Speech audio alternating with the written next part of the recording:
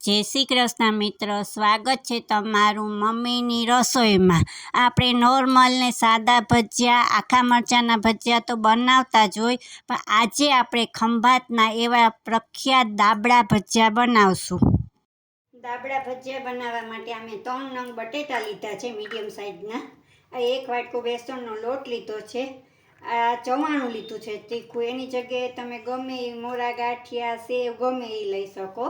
આ ખાંડ લીધી છે, આ ધાણા જીરું લીધું છે ને આ તલ ને મરી લીધા છે।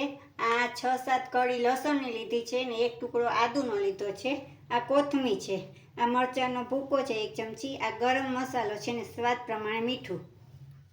હવે આપણે મસાલો બનાવવા માટે આ ચવાણું આમાં નાખી દઈશું મિક્સરમાં।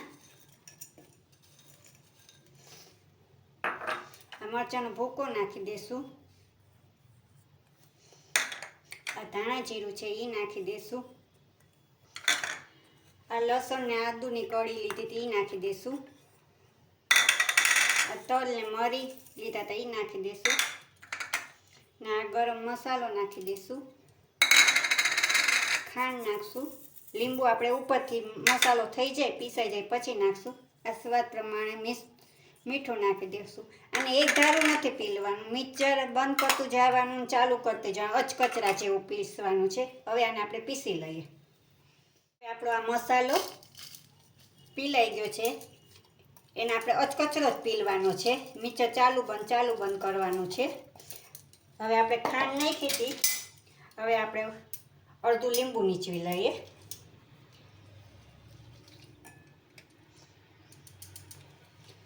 ને આ કોથમીર છે એ નાખી ને હાથેથી આપણે મિક્સ કરી લઈએ। હવે આપણો આ મસાલો તૈયાર થઈ ગયો। હવે આપણે બેટર બનાવી લઈએ, ખીરું જેને કહીએ આપણે ભજીયાનું। હવે આપણે આ ખીરું બનાવી લઈએ દાબડાનું। આ બધો લોટ મેં નાખ્યો છે। હવે આપણે આ નિમક નાખ્યું છે। હવે એક ક્યારે આપણે પાણી નથી નાખવાનું, પાણી નાખતું જવાનું છે ને મિક્સ કરતું જવાનું છે।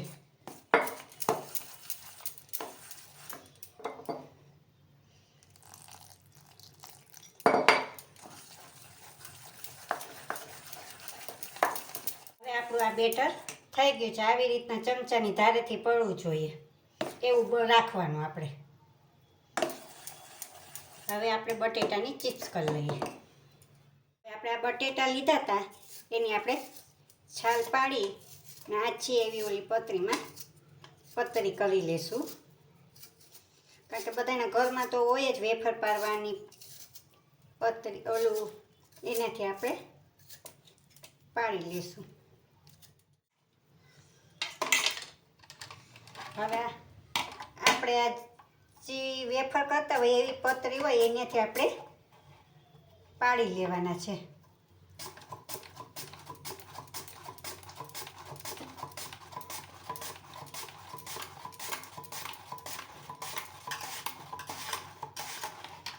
આવી રીતના બધાય આપણે પાડી લેવાના, પાણીમાં નાખી દઈએ એટલે કાળા ન પડે, એવી રીતના આપણે બધાય બટેટા। ચિપ્સ આપણે પડી ગઈ છે, પાણીમાંથી કાઢી લીધી છે। હવે એમાં આપણે મસાલો ભરી લઈએ। હવે પહેલાં આપણે આ એક ચિપ્સ લેશું, એમાં મસાલો ભરશું। હવે આ બીજી ચિપ્સ છે એને આપણે આમ દબાવી દઈશું।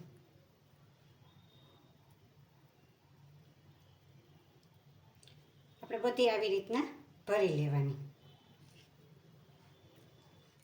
આપણે બધાય ભરાઈ ગઈ છે બટેટા। હવે આપણે આ નાના બાળકોય ખાઈ શકે એટલે પતરીના ભજીયા જે બનાવશું આપણે આ। હવે આપણે કઢાઈ લીધી છે, એમાં તેલ નાખ્યું, હવે ગેસ ચાલુ કરશું। તેલ થાય પછી આપણે ભજીયા નાખશું।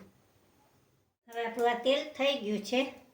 હવે આપણે આમાં બોરી આવી રીતના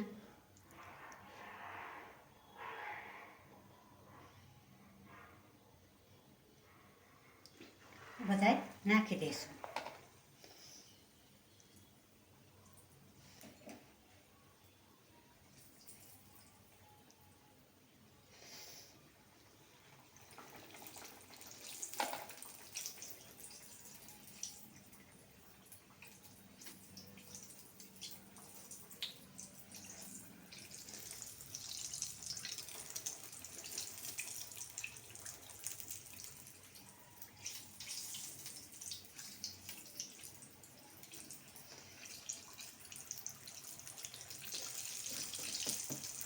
હવે એને 5 મિનિટ રહી 2-5 મિનિટ રહીને આપણે પલટાવશું.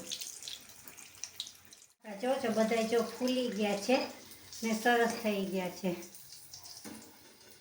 આપણે ઈનોનો કે એનો કાંઈ આપણે ઉપયોગ નથી કર્યો તો એ આપણે ફૂલ્યા છે. હવે એને આપણે પ્લેટમાં કાઢી લઈએ.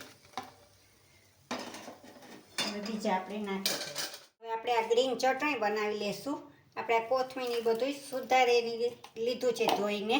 મરચાં, આદુ, સિંગદાણા બધું આપણે ભેગું કરી જ લીધું છે.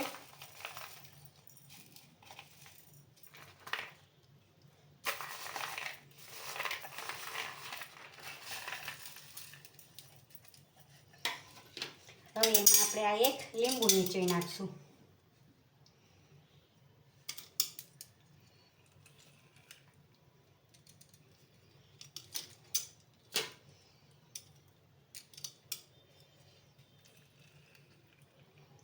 હવે એને આપણે પીસી લઈએ. હવે આપણી આ ગ્રીન ચટણી બની ગઈ છે. એને આપણે કાઢી લઈએ બાઉલમાં.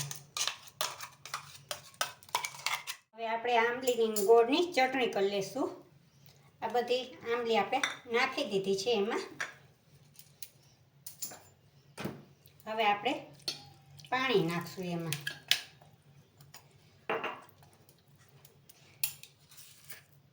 એક ચમચી આપણે ગોળ નાખશું. અડધી ચમચી આપણે મરચાંનો ભૂકો નાખશું. થોડીક આપણે સંચર નાખશું.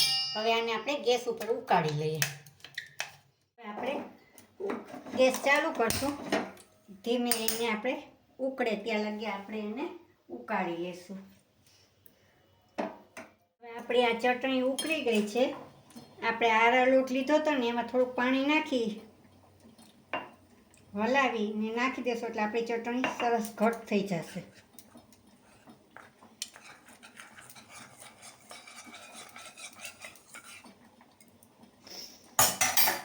આપણે એમાં નાખી દઈએ.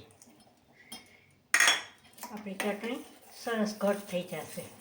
જો થઈ ગઈ ને હવે એને આપણે ગાળી લઈએ. ગેસ બંધ કરી દીધો. આપણે એને આવી ગળણી હોય એમાં ગાળી લેવાની. કોઈ પણ ગળણી હોય આપણી પાસે. ઘી ગાળવાની, ચા ગાળવાની. હવે તૈયાર છે આપણા દાબડા ભજીયા.